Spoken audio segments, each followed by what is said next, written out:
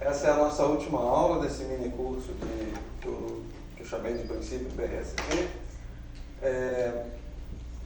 Antes de começar a aula, de fato, eu quero falar 3 coisas.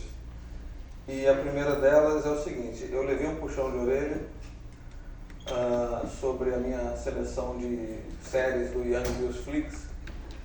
E tem um curso cujo título é Métodos Funcionais em Teoria Quântica de Campos, que foi dado pelo professor Gustavo Pazini de Brito, da Unesp de Guaratinguetá, que é um curso bastante completo, que tem cerca de 30 aulas e tal, e que ele fala de métodos funcionais, mas ele vai desde campo escalar até Young Mills. Então, ele puxou minha orelha que esse curso não estava elencada na versão original da minha lista aqui de cursos. E aí eu revidei dizendo, bom, seu curso não está público, então eu não posso divulgar um curso que não está público. E aí ele me lembrou que ele me mandou todos os vídeos do curso dele para colocar no canal do TQCBR. Então não estava público porque eu não estou vendo. E aí, bom, enfim, eu ontem à noite comecei a fazer o upload desses vídeos. Então, se vocês entrarem no canal do TQCBR no YouTube, tem as primeiras 10 aulas lá. Eu fiz um negócio bonito, uma capa bonita, para o Gustavo ficar um pouco mais. Então, olhando para a câmera. Eu vou reclamar que os meus não têm capa bonita. Mas você não precisa de capa bonita, né? Você não precisa de capa. Você. Gustavo, estou olhando para a câmera. Enfim. A segunda coisa que eu queria falar ontem eu falei o Felipe fez uma pergunta e eu falei que eu achava que não dava para afirmar que uma função de correlação com várias inserções de operadores S exatos dava zero. E na verdade eu fui chamado a atenção por algumas pessoas que estavam prestando atenção na aula e fizeram algumas continhas rapidamente, que isso pode ser de fato verificado. Ou seja, se você tiver uma função de correlação de várias inserções, bom, tamanho dessa forma, e assim vai, tudo S de alguma coisa, isso aqui também vai dar zero. Então, sim, você pode dizer alguma coisa sobre esse tipo de função de correlação também. Essa é a segunda coisa. E a terceira coisa que eu acho que como é a última aula, eu quero de fato mais uma vez assim, agradecer e fazer isso publicamente, né, os organizadores por terem colocado esse esforço gigantesco de organizar um evento de 2 semanas, que é um negócio, assim, é uma insanidade organizar um evento de 2 semanas, ainda mais no formato de escola, com uma programação tão completa e tão legal. Então, assim, queria parabenizar os organizadores e agradecer mais uma vez pela oportunidade de falar um pouquinho aqui para vocês sobre esse assunto. Então, assim, de fato, parabéns para vocês e muito obrigado. Bom, feito isso, agora eu preciso gastar tempo de aula, porque eu não preparei, né? Então eu preciso falar essas coisas. No final da aula de ontem, o provocador geral da República, que eu não estou vendo ele aqui, né? O Tarek, ele fez uma pergunta que era exatamente sobre o tema que eu queria falar hoje, e eu acabei falando desse assunto ontem. Então agora eu vou falar um pouquinho do que eu queria ter falado ontem, acabei não falando. Que é o seguinte: nós discutimos, né, a simetria BRST e vimos como que ela se traduz, né, a nível quântico, no sentido do estabelecimento de relações que ela coloca sobre os funcionais geradores da teoria quântica de campos, nesse caso de Young Mills. Então nós derivamos a identidade de Slavnov-Taylor e ontem nós fizemos algumas demonstrações sobre consequências imediatas da existência da simetria de BRST, como por exemplo o fato de que funções de correlação de operadores de BRST exatos são sempre zero, e que funções de correlação de operadores de BRST fechados, que são os operadores que estão na cohomologia do BRST, do operador de BRST, independem da sua escolha de calibre.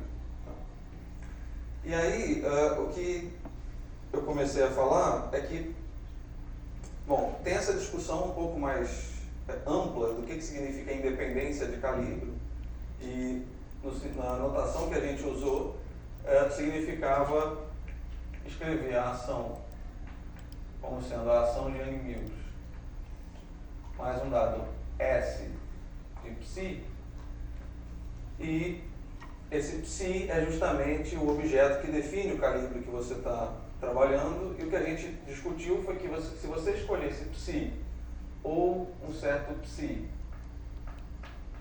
mais delta psi, como consequência do fato desse delta psi entrar na sua ação com calibre fixado, como um operador BRST exato, nós conseguimos mostrar que a função de correlação de um operador BRST fechado satisfaz essa relação. De modo que O é um operador que não é S de alguma coisa. Então, aqui eu não estou escolhendo nenhuma forma específica do calibre, eu estou dizendo só que eu estou fazendo uma escolha psi e depois uma escolha que é o psi mais alguma modificação. E aí eu comentei que existe uma outra discussão que é um pouco mais fraca do que a discussão de independência de calibre, de um modo geral, mas que ainda assim está completamente relacionada porque é uma forma de dependência de calibre também, que é a dependência em parâmetros de calibre. Então eu posso definir um calibre que carrega um parâmetro ou um conjunto de parâmetros livres, eu posso escolher esses parâmetros com diferentes valores, e observáveis devem independer do valor que eu escolhi para esses parâmetros. Certo? E uma das coisas que a simetria de BRST faz, ou também entrega, né, é justamente uma maneira de controlar a dependência de funções de correlação nesses parâmetros escuros no sentido de serem parâmetros que não têm nenhum significado físico. E eu acho que, historicamente, o artigo que fez essa discussão de maneira sistemática pela primeira vez é o artigo do Nielsen, que ele discute a dependência no parâmetro de calibre do potencial efetivo. Então, tem um artigo do Nielsen, que depois eu posso botar a referência certinho para vocês, mas o que se obtém é justamente uma identidade funcional que controla a dependência do parâmetro de calibre das suas funções de correlação. E eu comentei que uma forma de se derivar as identidades, ou a identidade de Nielsen, se dá através do BRST também. E essa forma é através do chamado BRST estendido. Então, essa é uma ideia que foi colocada adiante pelo Piguet e pelo Sewell.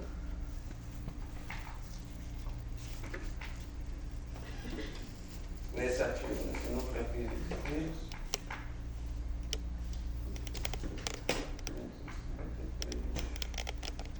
1985.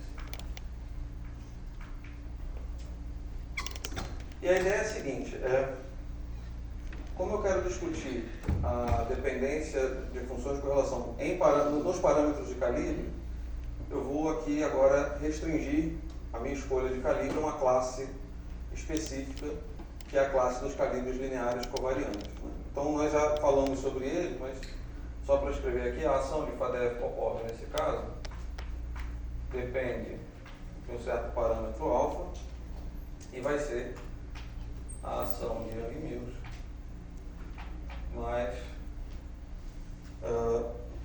S de D4x anti-ghost, e a condição de calibre agora, que de acordo com as minhas convenções aqui vai ser dmi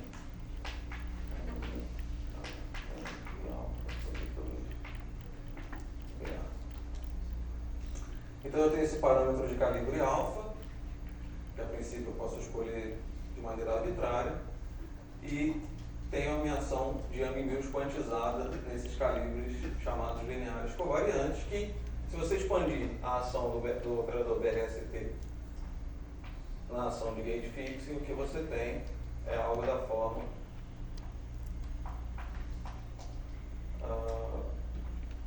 I vezes BA DMI AMI A mais alfa sobre 2 BA mais C barra A DMI AB CD. Então, essa é a ação de Yang-Mills com calibre fixado nos calibres lineares covariantes.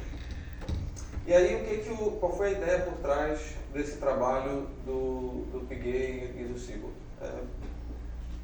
Bom, a quantização BRST implica a introdução de um termo BRST exato à ação de Yang-Mills.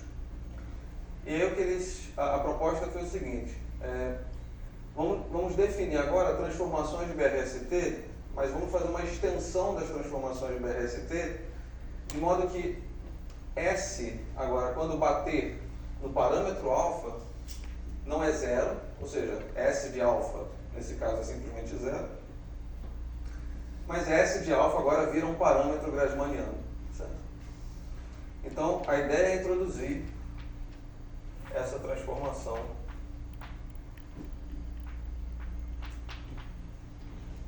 S de alfa igual aqui, S de aqui igual a zero. Isso aqui é introduzido na forma de um dubleto de BRST. Como a gente já viu, dubletos de BRST não entram na parte não trivial da cohomologia, portanto, esses parâmetros, que são parâmetros de calibre, não vão entrar na parte não trivial. Bom, evidentemente que o alfa já não entraria, porque o alfa entra na ação como um BRST exato, então já não entraria de qualquer jeito, mas a extensão das transformações de BRST dessa forma, vamos dizer assim, não estraga essa propriedade, porque é introduzido através de dubletos. Além disso, isso aqui também não estraga a nilpotência do operador de BRST. Todas as transformações anteriores são mantidas, essas transformações são incluídas, então, se você atuar com S aqui novamente, você vai ter um S de aqui, isso dá zero, a nilpotência está garantida. E essa é a ideia, vamos dizer assim, simples e bastante... É uma ideia bastante simples, mas bastante sutil também deles, né? Então, agora que nós temos essas transformações de BRST estendidas, a gente pode repetir aquele algoritmo todo que nós fizemos para derivar a identidade de Lyapunov-Taylor. Mas agora a gente vai ter uma identidade de Lyapunov-Taylor estendida, né, que envolve essa transformação também. Então, lembrando lá o protocolo, né, a gente começa definindo uma ação sigma. Essa ação vai ser a ação de Fadeev-Popov, e aí tem esse parâmetro alfa, e agora eu vou botar um parâmetro aqui, porque agora essa é a ação de partida, né? Quando S bater em alfa, isso não vai dar zero, isso vai gerar um termo adicional, que a gente pode simplesmente calcular aqui. Então aqui eu já vou colocar a forma com BRST estendido. Então S bateu aqui no C barra, virou esse IB, que multiplica esse cara, multiplica esse cara. Depois o S bate nesse A, que dá esse termo aqui. E agora o S vai bater nesse cara, mas eu ganho um sinal negativo, porque eu passei com S pelo anti-ghost, aqui tem um sinal negativo, então isso vai ser da forma mais I que sobre 2, desculpa, aqui tem um C barra que sobre 2 BA. Então, essa é a forma da ação de Fadeev-Popov estendida. E o que a gente fez, né, na nossa discussão da derivação da identidade de Lyapunov-Taylor foi a introdução de fontes externas acopladas às transformações de BRST não lineares. Essas transformações são lineares, então não vou incluir nenhuma fonte nova, além das que a gente já tinha incluído. que eu lembro a você que era integral de 4x ômega acoplada a S de A mais S de C. Bom, então, essa ação definida por essa ação de Faddeev-Popov com esses dois parâmetros, mais esse termo de fonte, lembrando que S de ômega e S de L são, por definição, zero, é invariante de BRST. Tá? Então, se você aplicar S em sigma, isso vai dar zero.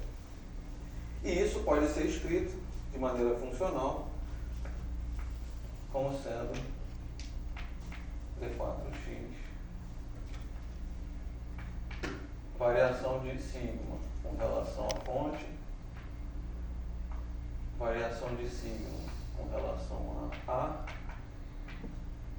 mais variação de sigma com relação a LA, variação de sigma com relação a C, mais IBA, variação de sigma com relação a C barra, e agora entra isso aqui corresponde à variação de BRST de A vezes a derivada da ação com relação a A, mais a variação de BRST de C vezes a variação da ação com relação a C, mais a variação de BRST de C barra vezes a variação da ação com relação a C barra. Aí entraria a variação de B, que é zero, então esse termo não aparece. E agora falta incluir a variação de alfa vezes a derivada da ação com relação a alfa. Então você vai ter esse termo aqui adicional.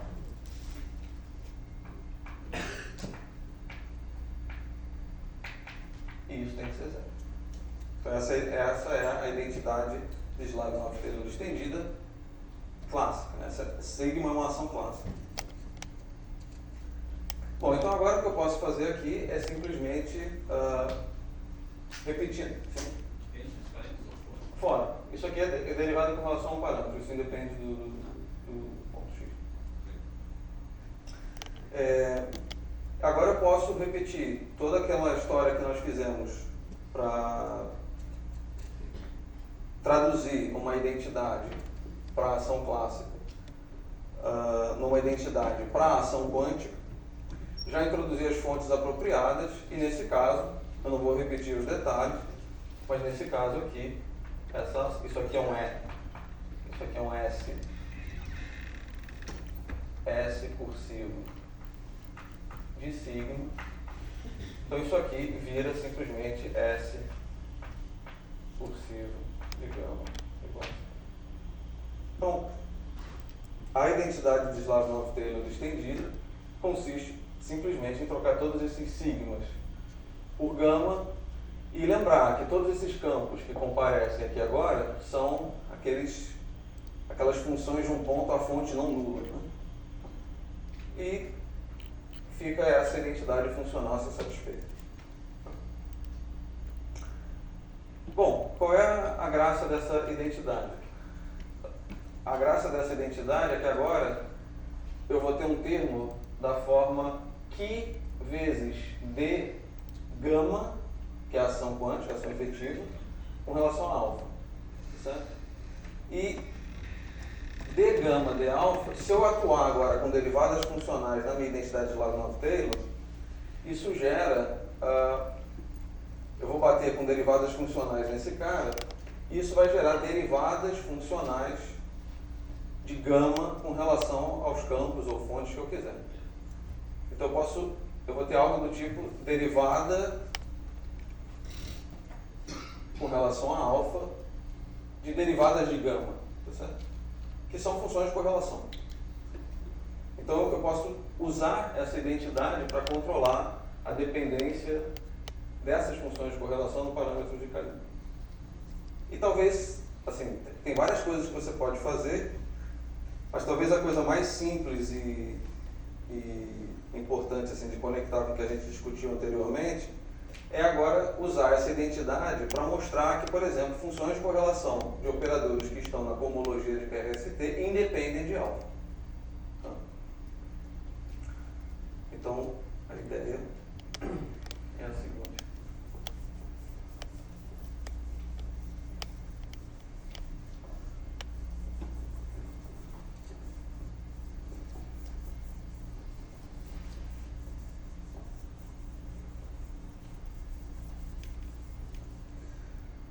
Suponha que você tem um conjunto de operadores O, I, de modo que eles são BRST fechados, então eles são diferentes de alguma coisa. E eu quero calcular, por exemplo, a função de correlação O, I1, X1, O, I, L, XL. Vou calcular essa função de correlação. Em particular, eu quero mostrar, usando aquela identidade, que esse cara aqui não pode depender do parâmetro alfa. Lembrando, esses operadores estão na cohomologia, portanto eles não podem depender do campo B e do anti-ghost. Como eles não podem depender do anti-ghost, eles também não podem depender do ghost. E como introduzir o alfa e o que na forma de um dupleto, ele também não pode depender de alfa e de π. Então, esses operadores são operadores de PRST invariantes que só podem depender do campo A. Então, eles são operadores invariantes de Kalinin, de fato.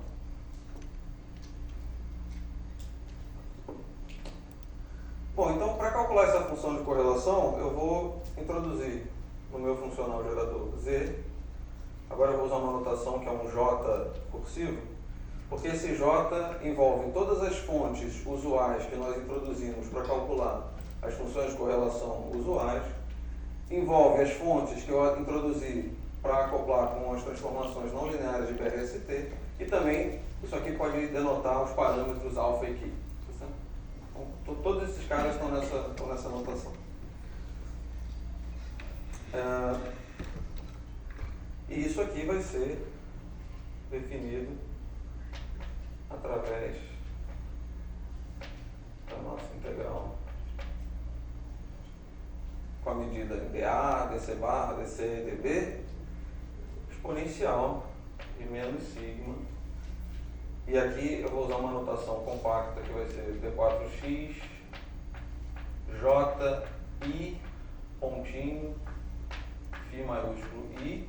Então, esses campos aqui são os campos A, B, C barra C. Para cada campo desse eu tenho uma fonte correspondente. E, além disso, eu vou introduzir um conjunto de novas fontes, que são fontes acopladas a cada um desses operadores OI.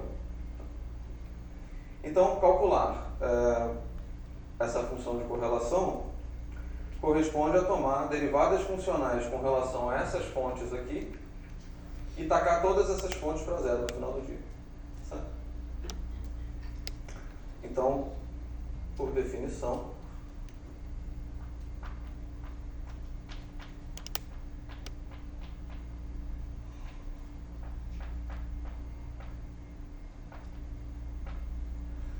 isso aqui é igual a 1 sobre Z 0. Aqui, deixa eu botar um J cursivo. E aqui eu tenho derivada com relação a J e 1 no ponto x1, derivada com relação a J e L no ponto xl, derivada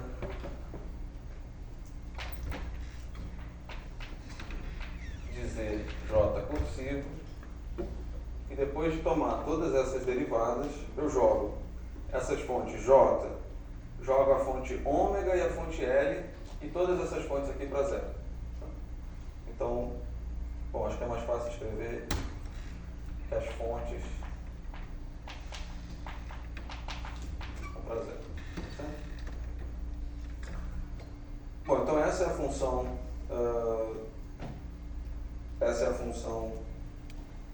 essa função de L pontos desses operadores de PRST fechados é obtida através dessa operação.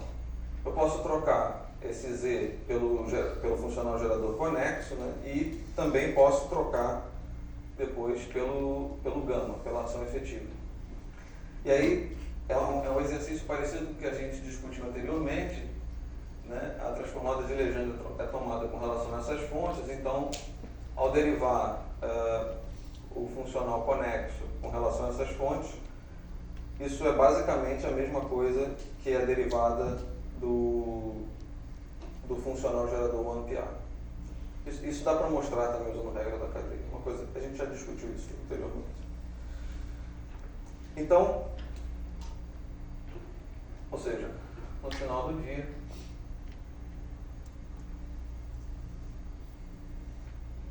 eu quero calcular esse objeto aqui. Bom, então como é que eu faço para usar essa identidade para mostrar que esse objeto independe do alfa? Você simplesmente pega essa identidade e atua sobre essa identidade com o operador teste, dessa forma aqui. Então, você toma o seguinte operador, DD aqui,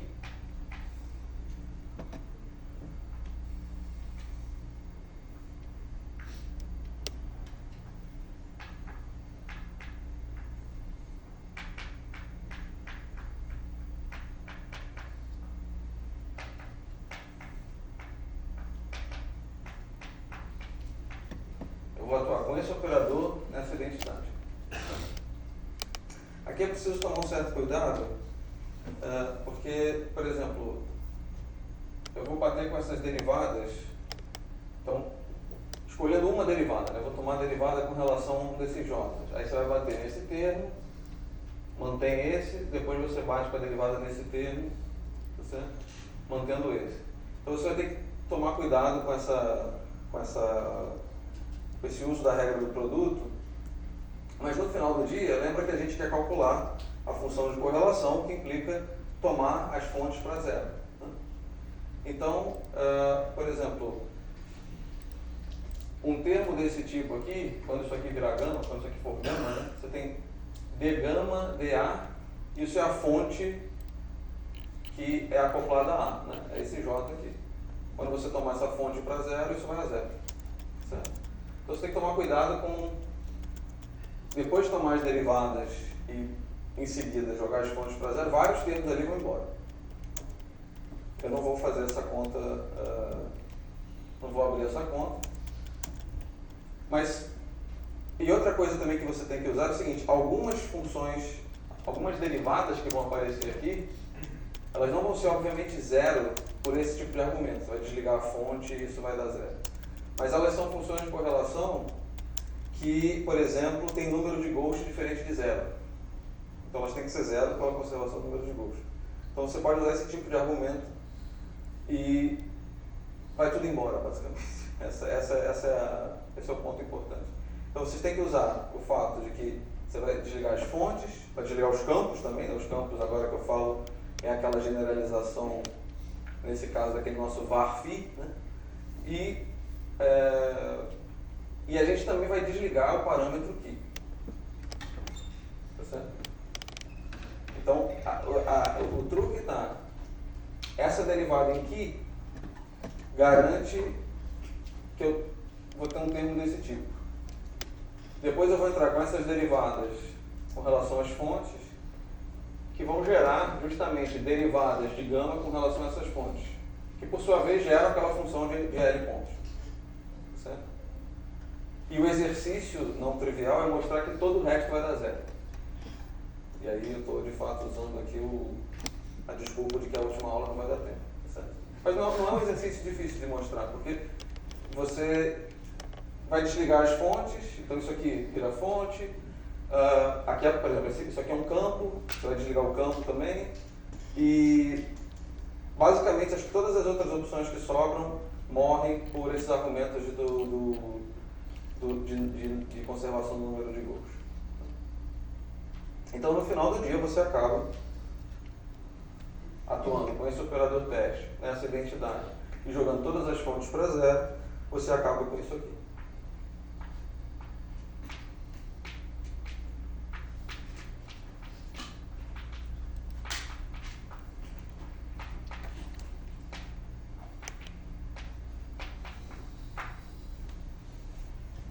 Então, a sua função de L pontos desses operadores compostos que estão na cohomologia do operador de BRST independem do parâmetro alfa, que é o que você espera, já que esses caras, de fato, são os candidatos a observar, vamos dizer assim. Eles são invariantes de calibre. Mas notem o seguinte, o que eu fiz aqui foi escolher esse operador teste. Foi uma escolha, mas eu poderia escolher outros operadores teste. E ao atuar com esses operadores aqui, eu posso gerar, por exemplo, funções de correlação que, em princípio, dependem do calibre, certo? Então, por exemplo, eu poderia tomar derivadas aqui está sigma, mas lembra sempre que a gente está substituindo por gama. Posso tomar derivadas com relação a fontes acopladas ao campo de calibre e gerar ali o propagador do campo de calibre, certo? Gerar a função de 2 pontos do campo de calibre. Então vai aparecer um dd alfa do propagador. Essa quantidade depende do calibre, certo? Então, no final do dia, eu vou obter uma identidade que vai ser dd alfa de uma função de correlação igual a alguma coisa que não é zero. Certo? E a partir de uma integração, vamos dizer assim, direta dessa identidade, você consegue obter uma forma de controlar a dependência em alfa dessas funções de correlação. Certo? É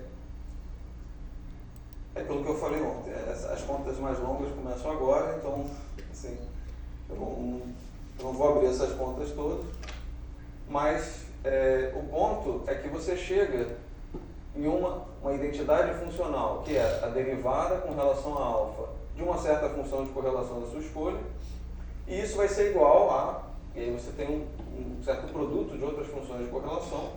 Isso te dá uma identidade, isso te dá uma forma funcional de relacionar a dependência de calibre da função de correlação de interesse com outras funções de correlação. Tá certo? Essa identidade que faz essa relação de dd alfa da função de correlação que você está interessado com outras funções de correlação, isso é o que a gente chama de identidade de Nilsson.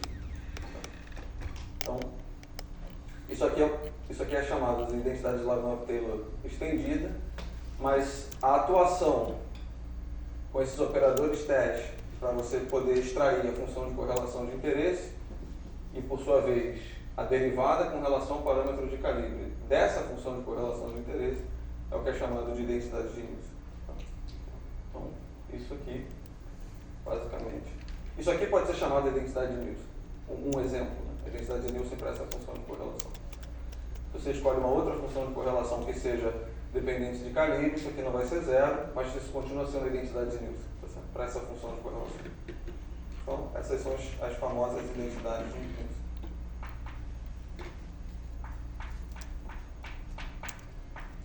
E uma das graças, vamos dizer assim, é que não é só um exercício de controlar uma dependência de calibre aleatória de uma função de correlação completamente arbitrária. Por exemplo, nesse caso particular, de você colocar aqui o propagador, né, essa é uma das formas, ou esse caminho te leva a uma das formas para mostrar, por exemplo, que os polos desse propagador independem de alfa. Que é uma coisa que você gostaria que acontecesse. Então, você consegue provar algumas coisas que são bem importantes usando uma identidade que foi obtida simplesmente por uma extensão muito simples da simetria BRST.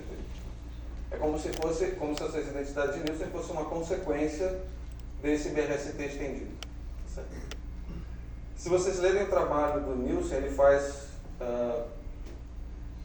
acho que o trabalho é basicamente dedicado para o caso abeliano, e lá ele não introduz, por exemplo, o campo B, então as expressões ficam um pouco diferentes, mas ele obtém a identidade dele, que ele não chamava de identidade de Nilsson, né?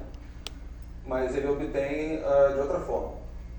E é naquela referência do Piguet e do Seabolt que a coisa é derivada a partir dessa extensão. E aqui, é claro, você pode escolher calibres muito mais complicados, que envolvam outros parâmetros e começar a colocar mais termos aqui para controlar a dependência de calibre. Certo? Um comentário que talvez seja interessante para quem faz contas a temperatura finita ou para quem gosta de gravitação é que se você estiver usando, por exemplo, fixação de calibre via método de background, que você introduz um campo de fundo, o que a gente faria seria introduzir o nosso campo AMI como sendo um campo de fundo mais as flutuações. Esse cara aqui atua como um campo clássico, de fato, ele não entra, você não está integrando ele na sua integral funcional. E, de novo, você espera que os observáveis independam da escolha de A barra. Certo? E, bom, existem várias maneiras de você controlar a dependência das suas funções de correlação no campo de fundo, mas uma maneira bastante, vamos dizer assim, direta, usando esse tipo de raciocínio, é, de novo, introduzir uma transformação, e aqui você chama, sei lá, de Key, S de Key, você introduz uma transformação de BRST para o campo de fundo. O campo de fundo, S do campo de fundo é 0. Mas aí você introduz esse cara, e aí agora você vai ter um termo aqui que vai depender de Ki AMI derivada de gama com relação ao campo de fundo. E aí, de novo, você vai ter esse tipo de oportunidade, né, de gerar derivadas com relação ao campo de fundo das funções de correlação que você quer investigar e argumentar que são, dependendo da natureza delas, se elas são independentes ou não do campo de fundo. Sim. Todo esse procedimento que você está mostrando para a gente, mesmo desde o início do curso, tudo isso é válido para D igual a 4 ou é para qualquer dimensão? Porque, por exemplo, o propagador vai depender da dimensão também. Sim, assim, eu tô em D igual a 4, bom, várias razões, mas assim, aqui eu estou com todas as coisas que eu estou discutindo aqui, eu estou assumindo que eu tenho, que eu posso renormalizar a teoria no sentido, como o Gastão chamou, no sentido antigo, né? Ou seja, não sei se ele falou antigo, não sei, mas alguma coisa desse tipo. Ou seja, a teoria renormalizável, perturbativamente renormalizável no sentido tradicional. Então, se você, por exemplo, vai para D igual a 5, e você está com a ação de M-Mills, aí a coisa é um pouco mais... enfim, a teoria não é renormalizável por power count. Ainda que tenha gente, bom, tudo bem, tem gente que diz que tem um ponto fixo não trivial. É outra história. Então, para D igual a 4, D igual a 3, ok. D igual a 2, aí já entra outro tipo de aventura. Então vamos ficar em 4. Não, porque eu penso que talvez essas identidades, esse formato mude essas dimensões. Não, assim, formalmente as coisas funcionam da mesma maneira. Primeiro você tem que mostrar que aquele background não aparece nas outras transformações também, né? Como? Tem que mostrar que aquele campo de background também não aparece nas transformações de calibre do parte física. Na verdade, é claro, aqui eu estou sendo, por isso que eu falei bem rápido. Você pode contornar esse tipo de coisa introduzindo outras fontes. Então, não vai ser só isso que você vai fazer. Você vai ter que introduzir umas fontes tradicionais também. Porque ele vai aparecer em outras transformações. A transformação BRST da flutuação envolve a derivada covariante completa, que tem tanto A de fundo quanto A de flutuação. Então, mas aí você introduz uma fonte para controlar justamente Isso é feito, por exemplo, eu acho que tem um artigo muito gigantesco de de demonstração da renormalizabilidade do modelo padrão no calibre usando o método de Beckman. E aí tem essa discussão lá, em algum lugar lá dentro. É um artigo, sei lá, de 60, 70 páginas. Tá bom? Então, as identidades de Nielsen, né, nessa perspectiva aqui do BRST estendido, nasce justamente do fato de você ter essa identidade de Lagrange estendida e poder começar a brincar de atuar com operadores teste de acordo com vamos dizer, você quer estudar uma determinada função de correlação, então você tem que escolher um operador teste adequado para produzir, para gerar essa função de correlação aqui. Então, e assim você vai escolhendo diferentes operadores. Ok? Bom, tem uma outra coisa que eu queria falar rapidamente, que a gente focou aqui bastante na identidade de Lyapunov-Taylor, e, bom, viu uma consequência agora que é a identidade de Nielsen, mas existem outras identidades funcionais que devem ser satisfeitas e que, a partir delas, você consegue tirar alguma informação útil da sua teoria. E essas identidades, elas podem ser pensadas como sendo as equações de Dyson-Schwinger para esses campos que eu vou falar. Dependendo da perspectiva que você adotar, isso simplesmente vem do fato de que são equações de movimento que são lineares nos campos. Então, você tem uma equação de movimento para um dado campo, essa equação é linear nos campos que estão sendo integrados na sua integral funcional, e aí você pode promover isso para uma identidade em que você troca sigma por gama. Eu vou fazer um caso para ficar um pouco mais concreto do que eu estou falando, e aí a gente vê como isso funciona. Então, vamos de novo admitir os calibres lineares covariantes, mas agora eu vou esquecer o BRST estendido, vou trabalhar com BRST, ou seja, não tenho transformação de calibre do parâmetro de calibre, tem o BRST usual. Então, a gente pode partir da seguinte identidade.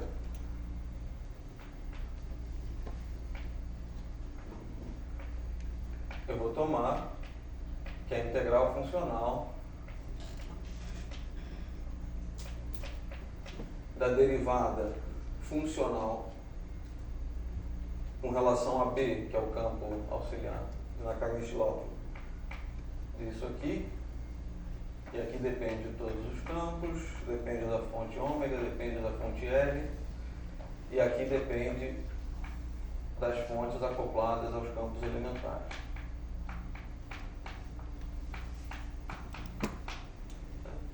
Então tem essa identidade que vem daquela relação que o Tião derivou na primeira semana, que é a integral funcional de uma derivada funcional. Então, você vai agora atuar com essa derivada com relação a B nessa exponencial, e o que você vai gerar é isso aqui. Você vai gerar uma integral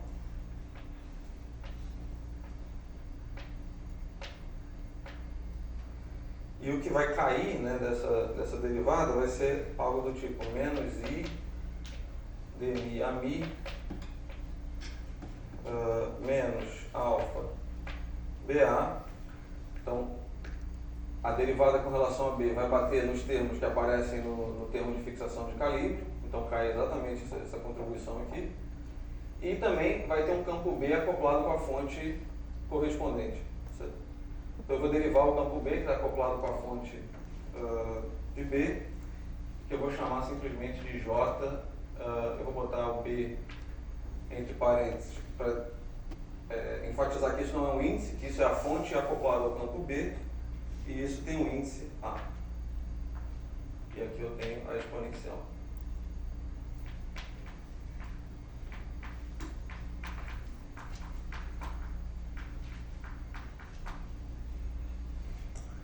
Bom, agora olhando para essa relação, notem o seguinte: aqui eu tenho uma fonte que é a fonte acoplada ao campo B, lembra que essa fonte ela é igual, esse cara aqui eu posso escrever como sendo a derivada de gama, que é o gerador funcional 1pi, com relação à função de um ponto, a fonte não nula. Que, como é que eu estou usando B como sendo o campo que entra na minha integral funcional, eu devo usar um nome diferente. E por enquanto eu vou simplesmente chamar a derivada com relação a B a x. Tá? Isso aqui é o var φ, né? Tá certo? E isso aqui é reduzido ao seguinte: você tem uma integral. Deixa eu só escrever isso assim. Você tem esse menos i derivada, eu posso puxar aqui, eu vou ter uma integral funcional de a mi com essa exponencial. Isso nada mais é do que a função de um ponto de a mi a fonte não nula. Certo? Então eu vou ter menos i dmi a mi. Eu não vou colocar aqui um índice dizendo que é a fonte não nula, porque, bom, se não fosse, se fosse a fonte nula, isso seria trivialmente zero. Depois eu tenho menos a b a. Aqui, só tomar cuidado, que a rigor, né, isso aqui é esse cara vezes z de j. Depois eu tenho menos alfa BA Z de J. E finalmente sobra esse termo aqui. Esse termo aqui sai da integral funcional completamente. E eu tenho essa integral, que é simplesmente Z de J. Certo?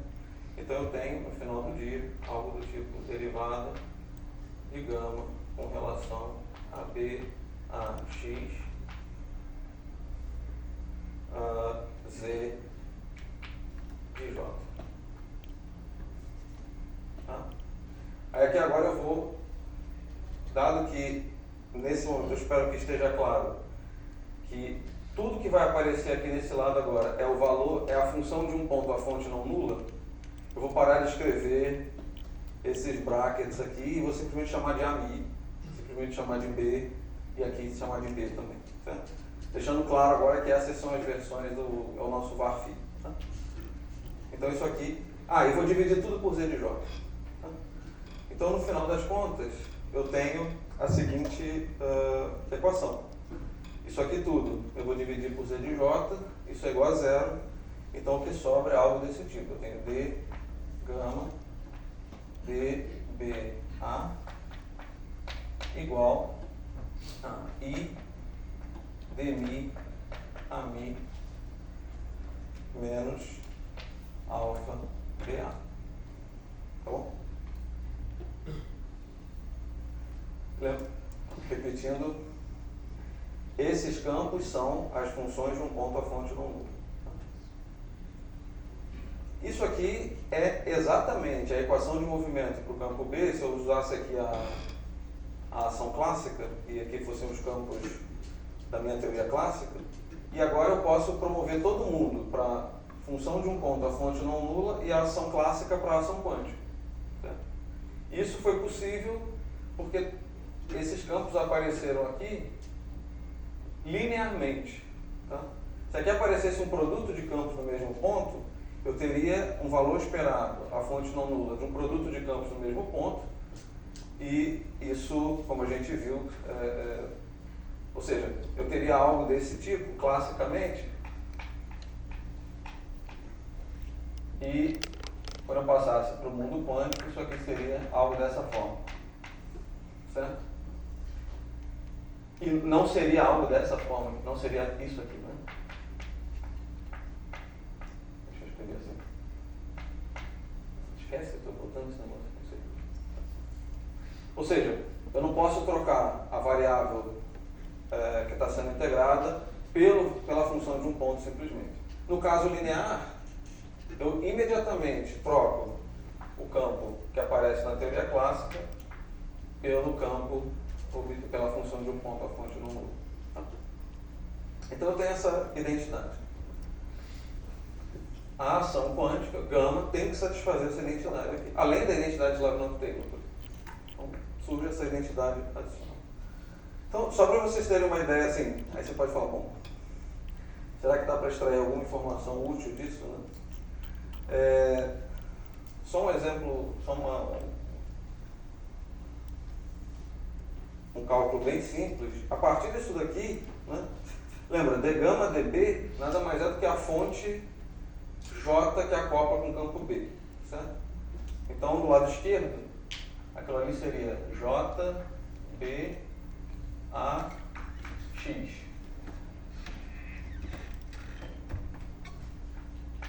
Isso é menos I, dmi. A mi, como isso aqui é a função de um ponto à fonte não nula, isso nada mais é do que a derivada funcional do gerador conexo com relação à fonte acoplada ao AMI. Então isso aqui vai ser esse cara aqui.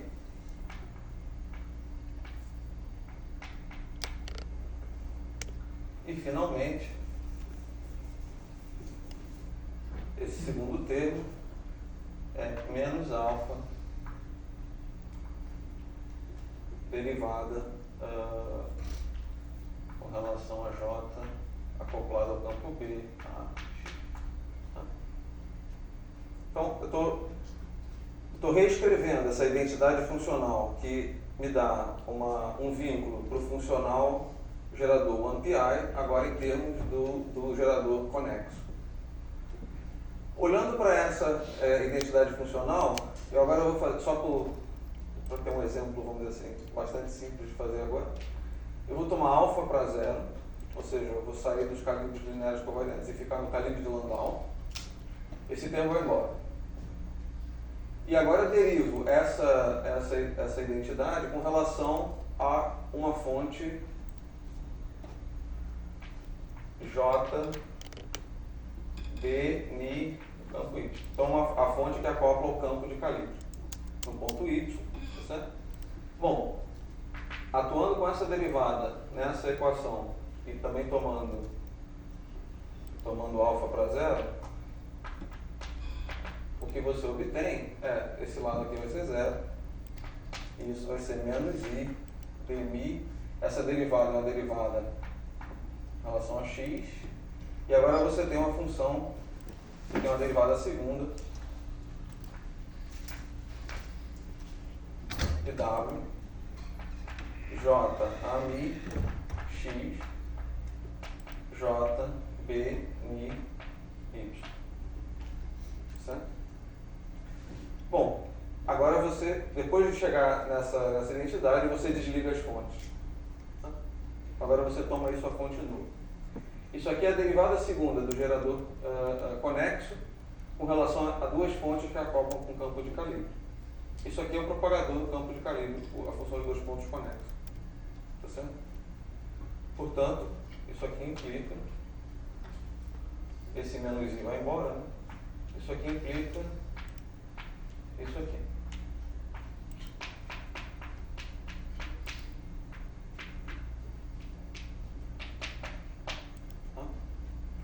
Ou seja, a função de dois pontos, ou o propagador do campo de calibre, no calibre de Landau, é exatamente transverso. Isso pode ser vamos dizer assim, algo que você espera, algo que você... a trilevel certamente mas, enfim, quando a gente faz a conta, não sei o que pode acontecer com o setor longitudinal. Essa identidade garante que é exatamente transverso. Tem aqui, se você for para o espaço de momento, você vai ter um PMI batendo no seu propagador, isso dá zero. A função é exatamente transversa. Essa é a conta mais simples. A conta continua sendo simples, mas eu não vou fazer aqui. É o seguinte, mantenha alfa diferente de zero agora. E faça o mesmo procedimento. O que vai acontecer é que você vai gerar uma função de 2 pontos, novamente do campo de calibre, e agora você vai gerar uma função de 2 pontos que mistura A e B. Tá certo? Mistura é um propagador misto. Bom, é um propagador misto, mas você pode ir lá na identidade de Lyapunov-Taylor, derivar, de novo, com relação ao operador teste adequado, para obter informações sobre esse propagador misto. E aí você, usando essa informação combinada com essa informação da identidade de Lyapunov-Taylor, você mostra que a parte longitudinal, ou seja, se você calcular a função de 2 pontos do campo AMI, você vai ter uma certa função multiplicada pelo projetor transverso. Bom, deixa eu escrever explicitamente isso.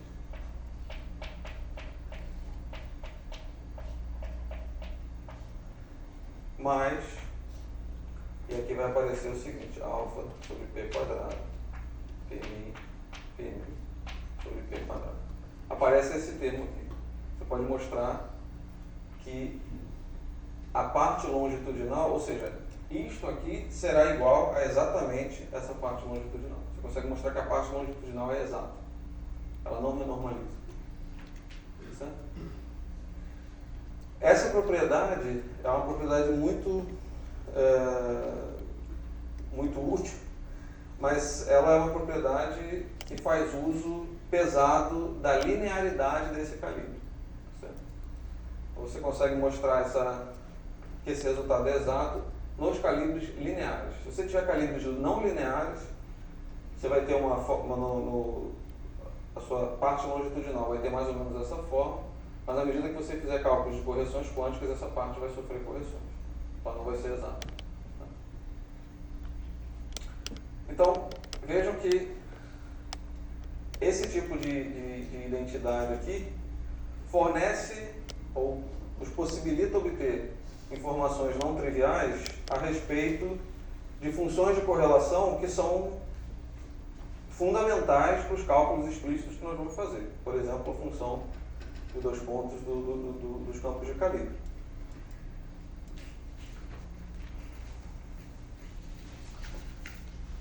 Uma outra equação que você pode brincar aqui é fazer exatamente o que eu fiz aqui, trocando agora isso aqui pelo ghost e pelo anti-ghost.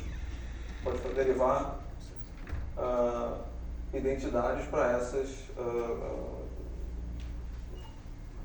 equações de movimento.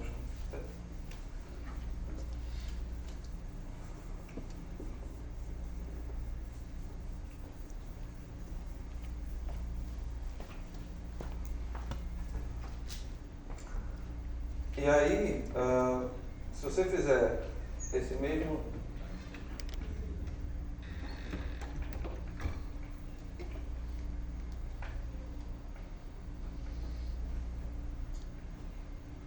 por exemplo, essa mesma conta aqui,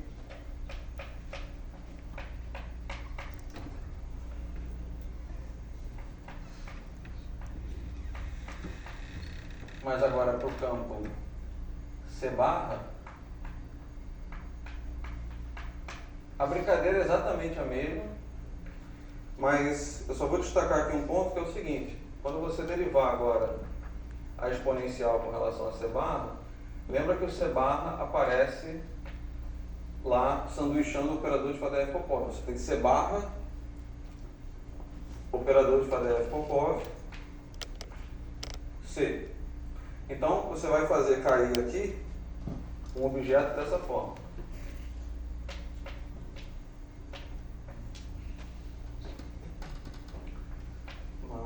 Menos, né?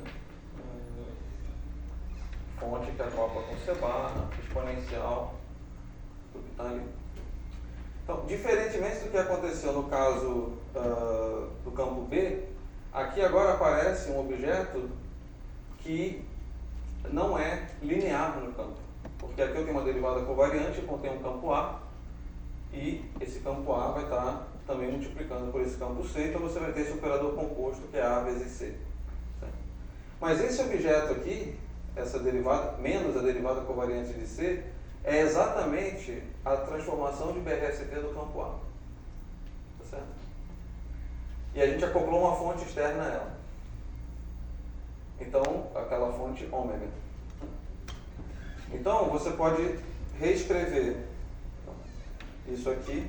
Ou seja, o que você vai ter, fazendo um procedimento análogo, vai ser algo dessa forma. Você tem isso, DMI, AB, CB, mais a derivada com relação a CA. Mas a gente precisa lembrar que essa função de correlação de menos DMI AB CB, isso é a derivada de gama com relação à fonte ômega. Uma coisa que a gente discutiu algumas aulas atrás. Certo? Então isso aqui ganha a seguinte forma. Eu só tenho que tomar cuidado com o sinal. Esse aqui, o sinal troca pelas minhas convenções, então isso aqui vai ser isto aqui.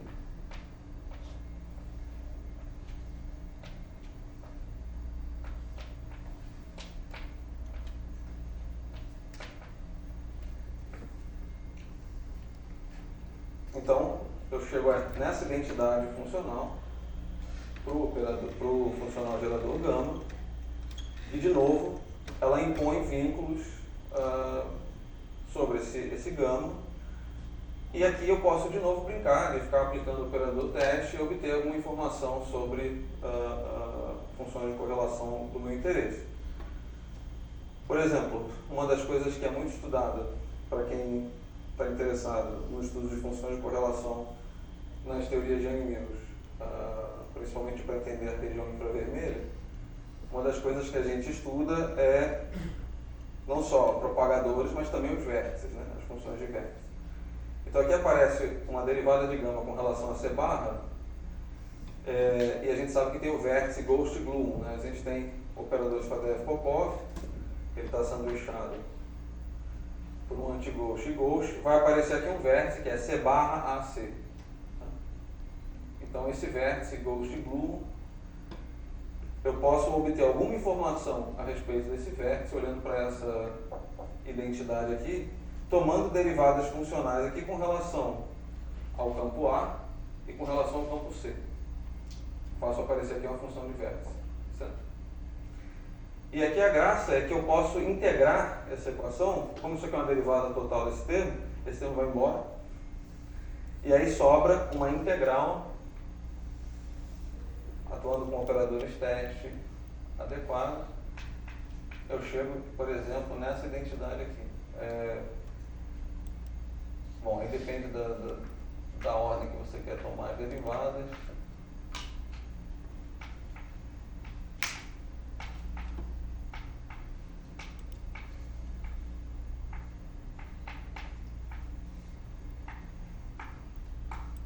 E isso aqui tem que ser zero, pela identidade.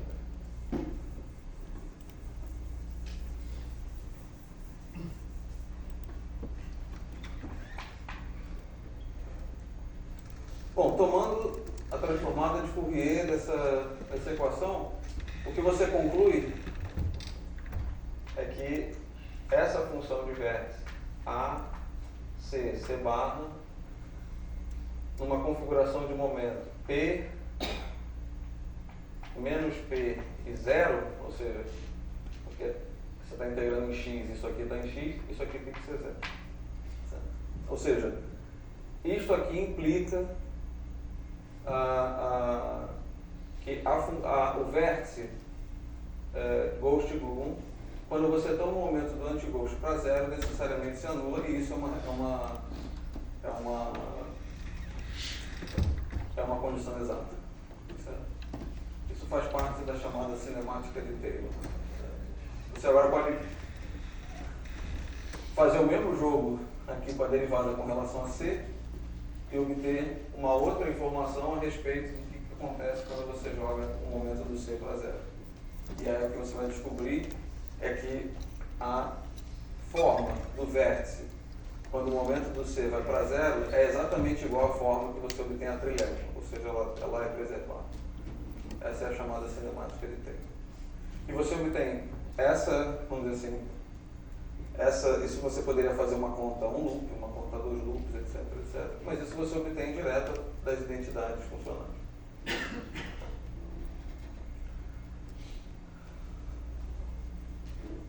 Então, esses são alguns exemplos, dá para fazer. Enfim, é uma questão de você ter tempo livre e criatividade. Ficar brincando o que você vai derivar, quais funções, quais operadores teste, quais são os objetos que você tem interesse e ver se dá para tirar alguma conclusão com relação à forma dessas funções de vértice ou de propagadores, etc. A graça disso é que, de novo, essas relações são exatas, ou seja, isso aqui, eu não estou fazendo aqui conta uma dada ordem de perturbação, isso é uma relação funcional que tem que ser satisfeita exatamente e, vamos dizer assim, se você confia na quantização funcional, isso tem que, por consistência, isso tem que funcionar, isso tem que estar certo. Tá bom?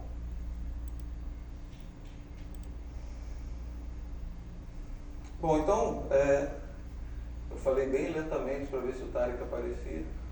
Eu preparei um negócio para falar para ele. Ele não apareceu. Bom, tudo bem.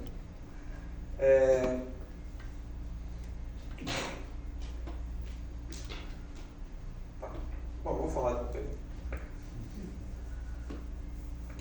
A gente ontem comentou, ele perguntou essa situação. Bom, então, toda essa discussão que a gente fez a partir da simetria de BRST, e você obter as identidades de Lavland-Taylor, aqui a gente viu como nasce, por exemplo, a identidade de Nielsen a partir disso, outras identidades funcionais que você pode derivar. Você pega esse conjunto de identidades funcionais e você vai usando isso a seu favor para você obter informações, vínculos, né, sobre as funções de correlação que você quer calcular.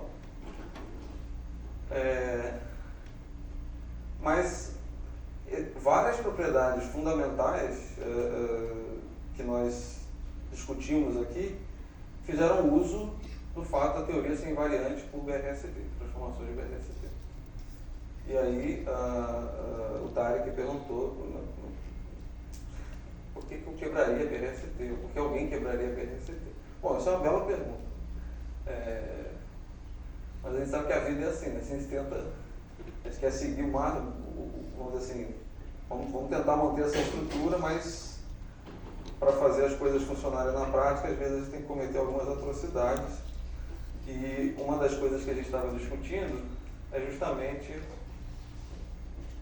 esse modelo chamado modelo de Curti-Ferrari, o Landau, que consiste na ação de M mais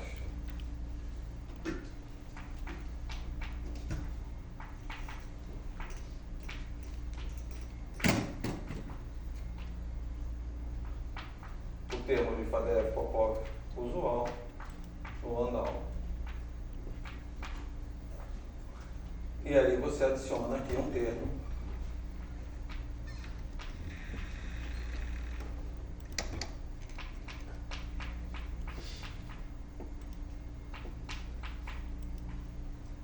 de massa para o campo de... O que é isso? 10 minutos. Tá. Obrigado. Bom, tudo bem. Você adiciona um termo de massa que, bom, claramente você está fazendo uma adição de um termo à mão, então isso aqui é apenas um modelo que você vai utilizar para tentar reproduzir efeitos, no caso aqui, de um globo massivo que você está interessado para descrever o regime infravermelho, onde surge essa escala de massa, etc. Mas, sem entrar nessa discussão mais da motivação por trás do Curti-Ferrari, esse modelo aqui, esse termo, claramente é um termo que viola a simetria de calibre, e com uma transformação de BRST para o campo A é uma transformação de calibre infinitesimal, esse termo vai quebrar o BRST. Certo? O que eu falei, se você simplesmente apagar esse termo de gate fix e colocar esse cara aqui, bom, você já não faz nem mais sentido falar de fixação de calibre, você não tem mais simetria de calibre.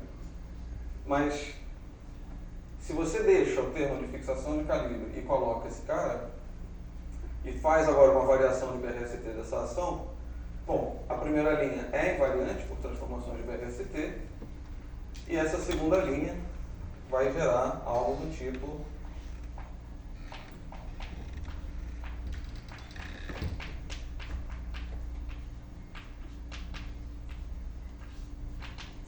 você vai ter m ao quadrado integral de d4x, e aí você vai ter a derivada covariante de C vezes A, mas a derivada covariante de C envolve um FABC vezes A, e tem um segundo A aqui, como a constante de estrutura é antissimétrica e tem esse produto de A, isso vai dar zero, o que sobra simplesmente é menos dmi CA AMI.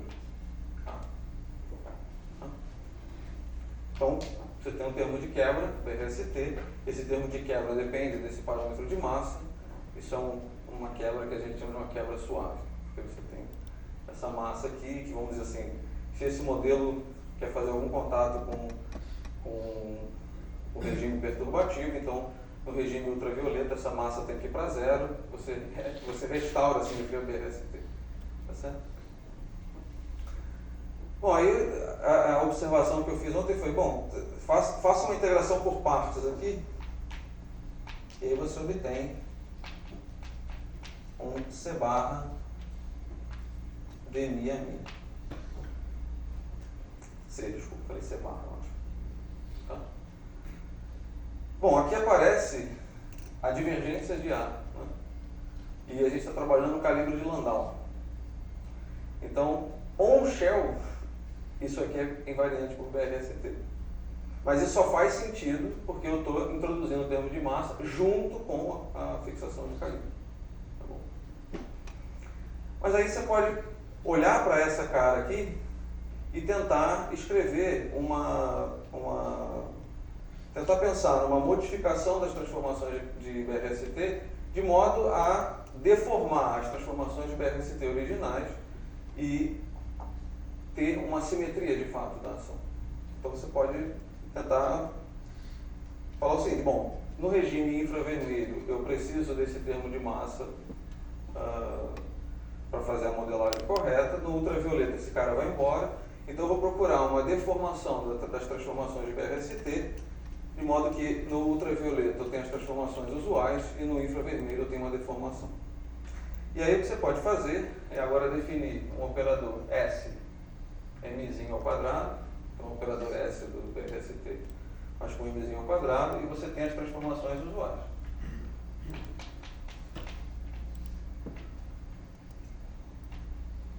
S, m ao quadrado, C,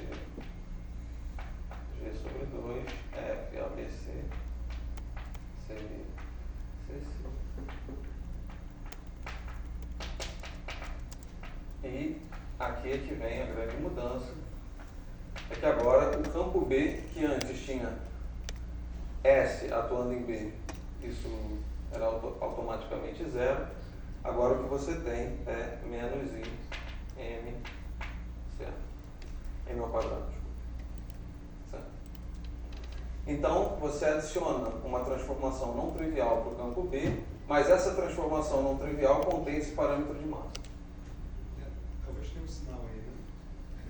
Talvez. Eu acho que é mais I do ECA, porque vai ter o I do BA lá, você está botando a transformação do BA. Eu acredito em você. Como você viu, eu preparei essa parte da aula. A menos de tem um sinal aqui. Menos de outro, mais ou menos. Aí Tem um. Pronto. Mas, enfim, com essa estrutura aqui, a menos de um sinal, que é o trabalho de conclusão de curso, você chega num conjunto de transformações que é uma simetria dessa ação de Butker, né? Acontece que esse novo BRST, apesar de ter, vamos dizer assim, a cara das transformações usuárias, e pensando que essa massa vai a zero no ultravioleta e você recupera as transformações de BRST usuais, esse conjunto é um conjunto que não define um operador de BRST nilpotente. Esse SN quadrado não é nilpotente. E aí você perde, vamos dizer assim, bastante da graça do operador de BRST. Então você pode definir isso, mas, enfim, você não ganha muita coisa. E para piorar a história, se você aqui agora quiser adicionar um termo do tipo alfa b quadrado, um linear covariante, então a coisa desanda de vez, porque você não vai conseguir definir uma simetria BRST nesse caso, e o que vai acontecer é que você não vai conseguir proteger as funções de correlação de operadores invariantes de calibre de receberem termos dependentes do parâmetro de calibre. Então você vai ter a conta mais simples que você pode fazer, por exemplo, a energia do vácuo. A energia do vácuo já vai depender do parâmetro de calibre. Tudo vai começar a depender do parâmetro de calibre. E aí, bom, o que poderia dar errado, dá errado. Certo?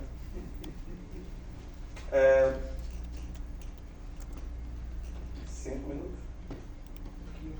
Quantos minutos? 3, você precisa, de acordo com o 3. acordo. De acordo com o acotado. Eu só vou fazer uma observação muito rápida, que é o seguinte. O fato de você ter essa aparente, vamos dizer assim, esse aparente milagre no Landau, dessa invariância BRST on-shell, isso pode ser entendido de uma forma um pouco mais, eu diria, elegante, utilizando o que é conhecido na literatura como campos vestidos, ou dressed fields. Que você, por exemplo, no caso no caso abeliano, se você introduz um termo de massa, né, AMI, você tem o mesmo problema, você não tem esse termo quebra, invariância de calibre, mas se você é uma pessoa ousada o suficiente para colocar somente a componente transversa do campo AMI, esse cara é invariância de calibre, caso abeliano. E aí, o que acontece é que, bom, talvez você já tenha visto esse exemplo do abeliano, que ele é não local, né, porque você tem o projetor transverso nessa história. Você pode introduzir campos auxiliares, campos do tipo Stuckelberg, para localizar esse cara, mas você vai ter um termo tipo massa, que é invariância de calibre, vamos dizer assim. E existe o análogo disso aqui para o caso não abeliano, que consiste em você trocar o A por um campo que tem sido representado na literatura por AH, tá certo? E esse campo AH, ao contrário do que acontece no caso abeliano, não é simplesmente a componente transversa do campo, mas começa com a parte transversa dele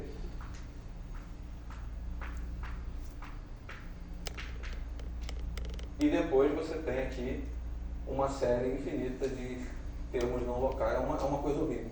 Certo? Mas é uma coisa horrível porque tem a seguinte estrutura. É uma função de A que sempre contém uma divergência de A. Tá certo?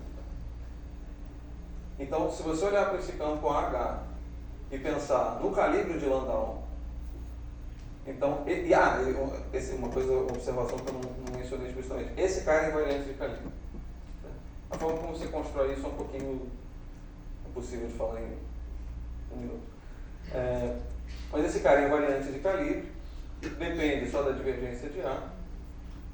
Esses termos, e esse também, tem essa dependência da divergência de A, que no Landau significa que você está on-shell escrevendo uma quantidade invariante de calibre igual ao campo de calibre. É uma coisa meio... mas é on-shell, né? Entendeu?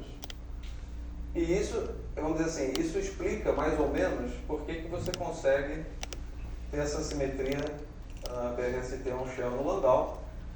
E você pode simplesmente reescrever esse modelo massivo trocando esse cara aqui por esse AH. Tá certo? E agora, isso aqui é invariante de BRST, porque é invariante de Cayley, a transformação de BRST nada mais é do que a transformação de Cayley. Isso aqui é invariante de BRST, porque é o Faddeev-Popov usual. Mas a diferença é que agora você está adicionando um termo de massa que é altamente não local. Tá? E há uma forma de localizar isso usando um campo tipo Stuckelberg, mas no caso não abeliano, e aí realmente é um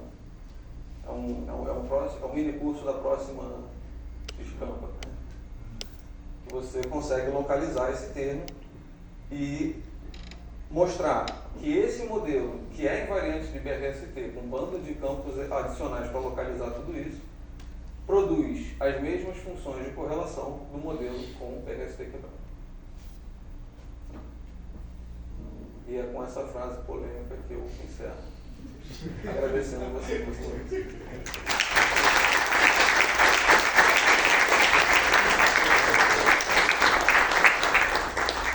Já lançou, né? Deixou todo mundo intrigado para o próximo escampo já.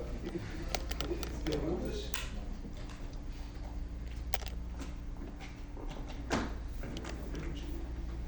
Eu tenho uma pergunta. No seu caso aí, a quebra software. A quebra explícita, tem um caso? Essa é uma quebra explícita. Essa é uma quebra. Sim, sim. Quebra explícita. O software no sentido dela não estar presente em altas energias. Ah, tá. Mas explícita no sentido de ter um termo ali que Sim. vai quebrar. Não estou falando de quebra espontânea do BRST, eu estou falando de quebra explícita. Não é invariante do BRST.